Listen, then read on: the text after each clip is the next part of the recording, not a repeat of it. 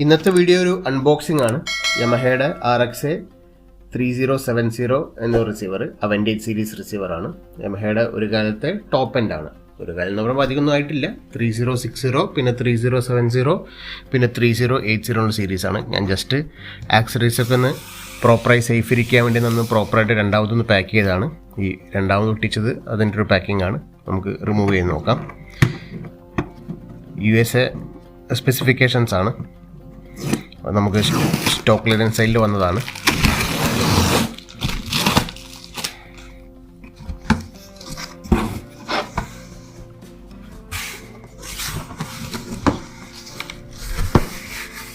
Open ചെയ്യുന്നത് അകത്ത് accessories കാണാം. പ്രോപ്പറായിട്ടുള്ള തെർമോക്കോളല്ല, ഇതൊരു സ്പോഞ്ച് പോലത്തെ ഒരു സംഭവമാണ്. അതിൻ്റെ ഒരു പാക്കിംഗ് ആണ് വന്നിരിക്കുന്നത്. പിന്നെ ആക്സസറീസാണ് കാണുന്നത്. അതിൽ യൂസർ മാനുവൽ, CD, പിന്നെ remote, power cord, calibration mic, AM/FM antenna, wifi antenna, ഇത്രയും കാര്യങ്ങൾ. പിന്നെ കൂടെ തന്നെ നമ്മുടെ കാലിബ്രേഷൻ മൈക്ക് വയ്ക്കാനുള്ള സ്റ്റാൻഡും കാര്യങ്ങളും ഉണ്ട്. ഞാൻ ഒരു ഫോണിൽ ഒരു കയ്യിൽ ഫോണും ഒരു കയ്യിൽ സാധനം വെച്ചിട്ടാണ് ചെയ്യുന്നത്. ഇത് റിമോട്ടിൻ്റെ റിമോട്ട്. ഓക്കെ, അതുകൊണ്ടാണ് കുറച്ച് മൂവ്മെൻറ്റ് കൂടുതൽ. ഇനി ഞാനിത് സാധനം പുറത്തെടുത്തതിന് ശേഷം നമുക്ക് ഇതിൻ്റെ ഫീച്ചേഴ്സും കാര്യങ്ങളും നോക്കാം. ഇത്രയും സാധനങ്ങളാണ് ആ കവറിൽ ഉണ്ടായിരുന്നത്. ഞാൻ ജസ്റ്റ് ഒന്ന് സെപ്പറേറ്റ് ചെയ്ത് വെച്ചതാണ്. റിമോട്ടിലിടാനുള്ള ബാറ്ററി ഉണ്ട്. പിന്നെ നമ്മളെ കാലിബ്രേഷൻ മൈക്രോഫോൺ ഫിക്സ് ചെയ്യാനുള്ള സ്റ്റാൻഡ്, ഇത് FM antenna, calibration mic, user manual, CD ആണ്. പിന്നെ power cord, remote control, AM antenna, പിന്നെ ഒരു യൂസർ മാനുവൽ വരുന്നുണ്ട്. RX-A3070, 2070 കോമൺ ആയിട്ടുള്ളൊരു യൂസർ മാനുവൽ വരുന്നുണ്ട്. പിന്നെ സ്പോട്ടിഫൈ പ്രീമിയം അതിൻ്റെയൊക്കെ ബ്രോഷേഴ്സാണോ അത് യൂസ് ചെയ്യേണ്ടത് എങ്ങനെയുള്ള സംഭവങ്ങളൊക്കെയാണ് അതിൽ വരുന്നത്. നമ്മുടെ നെറ്റ്വർക്ക് AV റിസീവറാണ്, അപ്പോൾ ഇങ്ങനത്തെ ഫീച്ചേഴ്സ് എല്ലാം സപ്പോർട്ട് ചെയ്യുന്നതാണ്. ഇത് യമഹയുടെ സർവീസ് സെൻറ്റേഴ്സിൻ്റെ ഡീറ്റെയിൽസ് ആണ്. പിന്നെ യമഹയുടെ നെറ്റ്വർക്ക് ഓഡിയോ സിസ്റ്റമായ MusicCastൻ്റെ ഒരു ചെറിയൊരു ബ്രോഷർ പോലത്തെ സംഭവങ്ങളാണ്. എങ്ങനെയാണ് കണക്ട് ചെയ്യേണ്ടത് അങ്ങനത്തെ കാര്യങ്ങളൊക്കെ ഉള്ള വരുന്ന സംഭവമാണ്. ഇത്രയാണ് ഈ കവറിനകത്തുള്ളത്. ഇനി നമുക്ക് റിസീവർ പുറത്തെടുത്തിട്ട് റിസീവറിൻ്റെ ഫീച്ചേഴ്സ് നോക്കാം. അപ്പോൾ പുറത്തേക്ക് എടുക്കുമ്പോൾ ഇങ്ങനെയാണ് എൻ്റെ പാക്കിങ്. ഞാൻ പറഞ്ഞ പോലെ ഇതൊരു സ്പോഞ്ച് തെർമോക്കോളല്ല, സ്പോഞ്ചിനേക്കാൾ കുറച്ച് ഹാർഡ് ആയിരുന്നു. എന്നാൽ തെർമോക്കോളിൻ്റെ അത്ര ഹാർഡല്ല.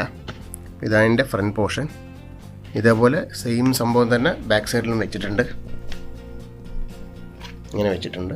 നമുക്ക് റിമൂവ് ചെയ്തിട്ട് നോക്കാം. ഇതതിൻ്റെ ഫ്രണ്ട് പോർഷൻ വരുന്നത്. ഒരു അവൻറ്റേജ് ബ്രാൻഡിങ് ഉണ്ട്. താഴെ പ്യുവഡയറിൻ്റെ സ്വിച്ച്, വോളിയം, ഇതിൽ ഒരു പൊടിയാണ്.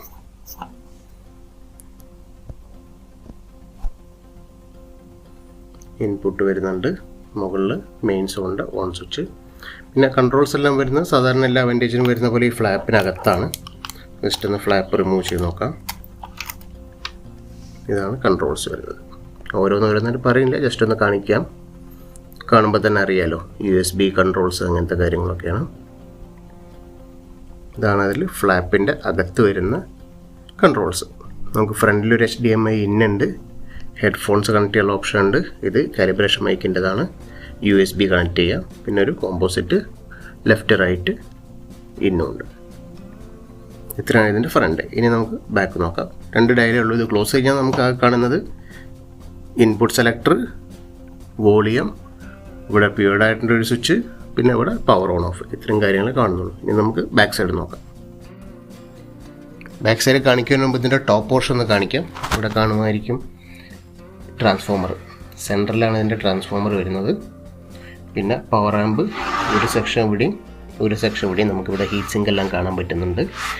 ബാക്കി ഒരു ക്രോസ് മെമ്പറും കൊടുത്തിട്ടുണ്ട്. കാരണം ഇത് കുറച്ച് ഹെവി ആയിട്ടുള്ള സാധനമാണ്. ഏകദേശം എനിക്ക് തോന്നുന്നത് 20 കിലോ കൂടുതലുണ്ട്. അപ്പോൾ ഇപ്പോഴത്തെ സ്റ്റാൻഡേർഡ് വെച്ച് 20 കിലോ പറഞ്ഞാൽ നല്ല ഹെവിയാണ്. പണ്ട് 30 കിലോ ഉള്ള 40 കിലോ 50 കിലോ ഒക്കെ ഹെവിയർ വരുന്നുണ്ട്. അപ്പോൾ പിന്നെ അങ്ങനത്തെ ഹെവി ഹെവിയേഴ്സൊക്കെ വരാറില്ല. യമഹ ഇത് അവൻറ്റേജ് സീരീസിന് കൊടുക്കുന്ന ഒരു റിജിഡ് ഫോം ഇവിടെ കാണാനുണ്ട്. ഒരു എക്സ്ട്രാ റോഡ്, ഒരു സ്ട്രെങ്തൻ ചെയ്യാനുള്ള റോഡ് കൊടുത്തിട്ടുണ്ട്. പിന്നെ ഇതേപോലെ 5 ബേസും ഉണ്ടാവും.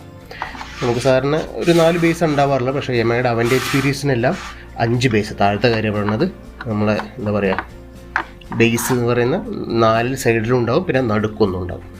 അങ്ങനെ 5 എണ്ണമാണ് വരുന്നത്. ഇനി നമുക്ക് ബാക്ക് സൈഡ് നോക്കാം.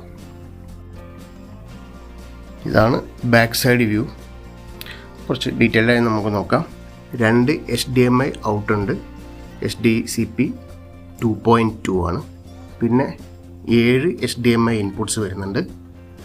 നമുക്ക് ലാൻ കേബിൾ കണക്ട് ചെയ്യാനുള്ള ഓപ്ഷൻ ഉണ്ട്, വൈഫൈ ആൻറ്റിന ഉണ്ട്. ഇത് പവർ കോഡ് ഡിറ്റാച്ചബിൾ.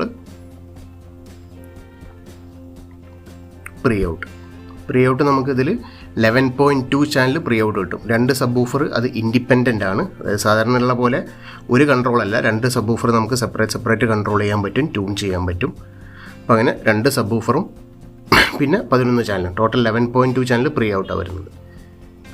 ഇതെല്ലാം ഇൻപുട്ട് ഓപ്ഷൻസ് ആണ്, അനലോഗും ഡിജിറ്റലായിട്ട്. പിന്നെ ഇതിൽ പ്രത്യേകിച്ച് വരുന്നൊരു ഓപ്ഷൻ എന്ന് പറയുന്നത് XLR ഇൻപുട്ട്സ് ആണ്.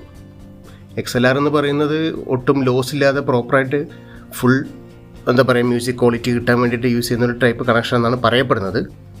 അതിനുള്ള ഒരു ഓപ്ഷനും ഇതിൽ അവൻറ്റേജ് 3070 കൊടുത്തിട്ടുണ്ട്. 3060 ഇതില്ലായിരുന്നു. പിന്നെ സ്പീക്കർ ടെർമിനൽസ് ജസ്റ്റ് ഒന്ന് കാണിക്കാം. സറൗണ്ട് ബാക്ക്, ഫ്രണ്ട് പ്രസൻസ് എന്ന് പറയുമ്പോൾ അറ്റ്മോസ് സ്പീക്കേഴ്സ് ഉദ്ദേശിക്കുന്നത്. റിയർ പ്രസൻസും, centre, front left right, front presence പറയുമ്പോൾ ഫ്രണ്ടിൽ 2 അറ്റ്മോസ് സ്പീക്കർ, റിയർ പ്രസൻസ് എന്ന് പറയുന്നത് ബാക്കിൽ 2 അറ്റ്മോസ് സ്പീക്കേഴ്സ്. ഇത്രയാണ് ബാക്കിലെ കണക്ഷൻസ് വരുന്നത്.